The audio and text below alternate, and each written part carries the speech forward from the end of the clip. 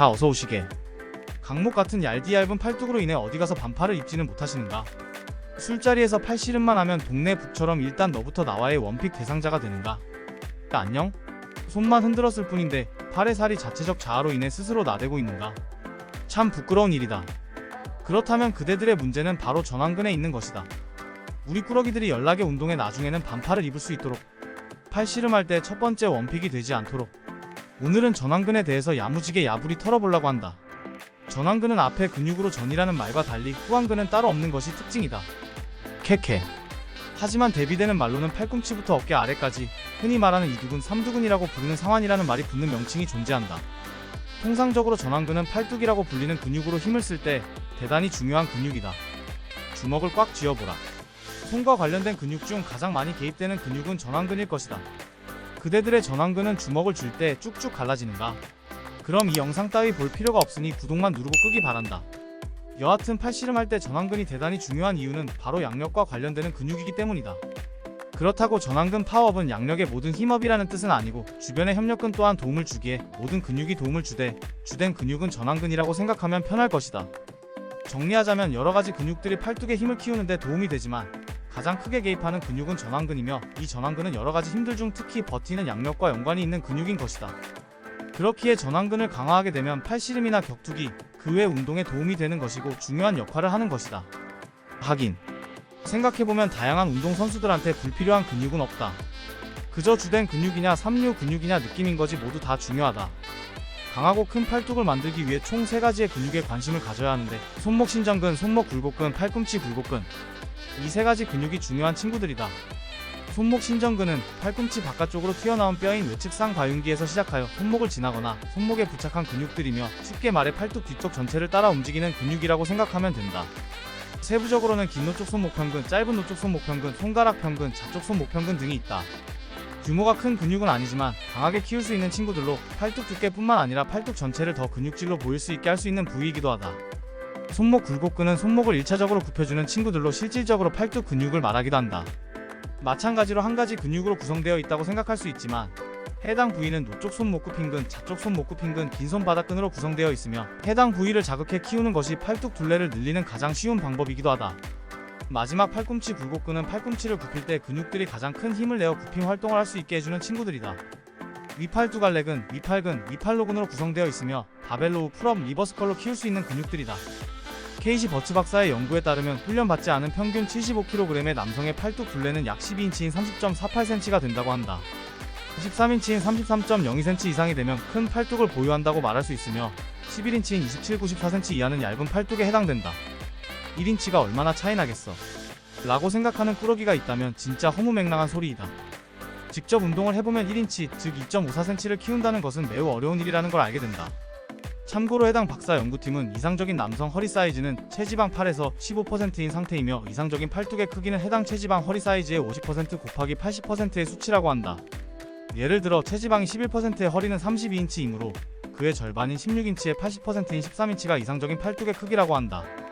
그러니까 대충 요즘 배가 쪼매 나온 남자친구들이 팔뚝을 키우기 위해서 어쩔 수 없는 선택이었어 라고 한다면 적당히 이응이응 해주면 될 것 같다. 왜냐하면 어느 정도 과학적으로 논리가 있는 말이기 때문이다. 오케이, 일단 개념 정리는 대충 끝냈으니 운동에 대해서 알아보자.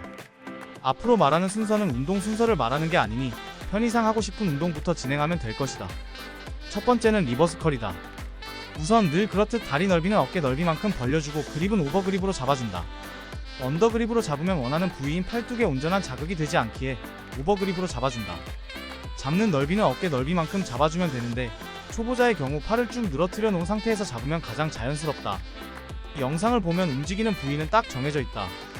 이 말의 의미는 어깨는 고정되어 있어 상하로 움직이지 않고 몸뚱아리도 앞뒤로 움직이지 않는다는 뜻이다. 어깨가 움직이고 몸뚱아리가 앞뒤로 반동을 주어서 하는 분들이 있는데 그럴 바에는 무게를 낮춰 올바른 자세로 하는 것이 훨씬 효율적일 것이다. 발을 올리는 위치는 영상과 같이 굽힘이 더 이상 되지 않는 곳까지 올리면 된다. 굽힘이 더 이상 되지 않는 곳까지 올린 후 잠시 멈춘 뒤 올린 속도의 1.5배에서 2배 정도 느린 속도로 자극을 느끼면서 원위치로 돌아간다. 평소에 자주 운동하지 않는 부위이기에 처음 접하는 꾸러기들은 올리기도 힘들 뿐만 아니라 운동 후 해당 부위에 알이 배길 것이다. 그럴 때에는 짐에 있는 나무발을 사용해 올바른 자세와 자극 주는 연습부터 진행하고 무게를 서서히 올리길 바란다. 두 번째는 손목 컬이다. 말 그대로 손목 주변에 있는 근육을 자극시켜 둘레를 늘리는 방법이다. 영상과 같이 팔을 아래로 뻗은 상태에서 엉덩이 쪽에서 발을 오버그립으로 잡는다. 바의 간격과 다리의 넓이는 리버스 컬과 동일하다. 손을 펴서 서서히 발을 떨어뜨리고 다시 손가락을 이용해 발을 위로 올린다. 이때 중요한 점은 손목도 사용해 말아 올려줘야 한다는 것이다. 해당 운동은 손목 관절에 대한 스트레스가 덜하므로 벤치에 기대서 진행하는 손목 컬보다 더 나은 장점이 있다. 세 번째는 손목 신전이다. 손목 신전 같은 경우는 단어 자체를 잘 뜯어보면 손목을 늘리는 활동이라고 생각할 수 있다. 평소 자주 운동하는 부위가 아니기에 처음 접하는 꾸러기들이 있다면 처음부터 무거운 무게로 운동을 하기보다는 기본적인 스트레칭부터 시작하는 것을 추천한다. 처음부터 무거운 무게로 운동을 한다고 해서 주변 아리따운 아낙네들이 쳐다보지는 않는다. 물론 오라 나 개쩌네? 라는 느낌을 스스로 들 수는 있겠지만 정말 쓰잘데기 없는 짓이다. 여튼 신전하는 방법으로는 영상과 같이 손바닥을 아래 방향을 향한 채 팔을 쭉 뻗은 후 손목을 구부려 근육을 늘려주는 것이다. 총 3세트를 진행하며 세트당 30초를 유지하면 된다. 팔뚝은 둥글기에 반대편 부위도 같이 진행하는 것이 더 좋은 효과를 볼 수 있다. 영상과 같이 손바닥을 위로 향하고 쭉 뻗은 다음 손목을 제껴 안쪽에 있는 근육을 늘려준다. 마찬가지로 총 3세트를 진행하며 세트당 30초를 유지하면 된다. 해당 운동을 꾸준히 한 꾸러기들은 당연스럽게 질문을 할 것이다. 어느 수준에서 맨몸이 아닌 무게를 이용해 운동을 해야 하나요? 라고 물어볼 수 있다. 사람마다 개인차가 존재하고 직접 운동하는 것을 본 것이 아니기에 좋아 꾸러기 지금이 타이밍이야 라고 말할 수는 없지만 처음보다 어느 정도 근육이 늘어난 느낌이 들고 처음보다 자극이 덜한다면 1kg 정도의 부담이 되지 않은 무게로 운동을 시작하는 것을 추천한다. 내가 지금 말하는 운동 외 팔뚝을 키우기 위한 운동들은 무수히 존재한다. 다양한 운동 방법은 다른 채널에서 찾아보든지 운동 등 추가적으로 원하는 것이 있다면 댓글로 말해달라. 매우 어렵고 힘든 일이지만 영상 만드는데 참고해보겠다. 여기서 문제. 나는 분명히 팔뚝 크기를 키우는 방법에 대해서 말을 하고 있는데 우리의 여성 꾸러기들은 팔에 날개살이 점점 생기는 것 같아요. 도와줘요. 라고 말을 한다. 그렇다면 날개살을 없애기 위해서는 어떠한 운동을 해야 하는가? 운동은 있어도 날개살을 없애는 것 자체가 매우 어렵다라는 것이 정답이다. 선택은 두 가지가 있다. 매우 어려운 도전을 시작해 꾸준히 운동 후 날개살을 없애든지 날개살 자체를 근육으로 키워 날개살 존재 자체를 이 세상에서 지우는 것이다. 물론 우리의 여성 꾸러기들은 전자를 택할 것이라 믿기에 설명해준다. 팔에 있는 날개살은 아래로 향하고 있어 노폐물이 잘 쌓일 뿐만 아니라 다른 부위에 비해 움직임이 적어 살을 빼기 쉽지 않다. 흔히들 날개살이 조금만 생겨도 엄청난 반응과 함께 운동 부족, 식단 관리 미흡이라고 생각한다. 물론 맞는 말일 수 있지만 우선적으로 생각해봐야 하는 것들 중 가장 먼저 부종을 의심해봐야 한다. 앞서 말했듯 팔은 아래로 향하고 있어 노폐물이 잘 쌓인다. 그렇기에 체형에 비해 유난히 두껍다면 부종을 의심해봐야 한다. 그 다음 생각해봐야 하는 부분은 평상시에 앉아있을 때의 자세이다. 현대 사회 특성상 컴퓨터 앞에서 일하는 상황이 많기에 나도 모르게 상체를 앞으로 숙인 채 장시간 업무를 보게 된다. 이러한 자세로 인해 당연하게 어깨는 안쪽으로 말리게 될 것이고 자연스럽게 팔이 뒤로 당기는 힘이 줄게 된다.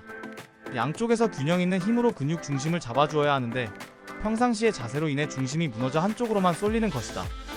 돈을 벌기 위해 컴퓨터 앞에서 거북이처럼 일만 하는 것인데 오히려 월급은 월급날 다 사라지고 남는 것은 날개살뿐인 상황이 발생하는 것이다. 마지막으로 급격한 다이어트로 인한 탄력 저하일 수 있다는 생각을 해봐야 한다. 모든 부위가 그렇듯 급격하게 다이어트를 하게 되면 탄력을 잃게 되어 축 처지게 된다. 이제 운동에 대해서 이야기하자면 우리 꾸러기들에게 알려주고자 많은 자료들을 찾아보았지만 지금 소개하는 영상이 가장 적합하다고 생각해 안내하고자 한다. 바로 비타민 신진이라는 채널의 영상이다. 해당 채널에 들어가면 출렁이는 팔뚝살이라는 영상이 있을 것이다. 해당 어르신은 무려 118만 유튜버이다. 나도 따라가야지 캐캐. 여튼 해당 영상을 홍보할 입장도 아니기에 오해 없길 바라며 영상에서는 총 14개의 운동 방법이 나온다. 모두 쉽게 따라할 수 있는 운동으로 구성되어 있으며 본인의 입맛에 맞는 운동을 택해 정해진 시간대로 한다면 좋은 결과를 가지고 올 것이다. 날개살 관련 운동 방법은 더 이상 묻지 마라. 난 비타민 신진이가 아니니까.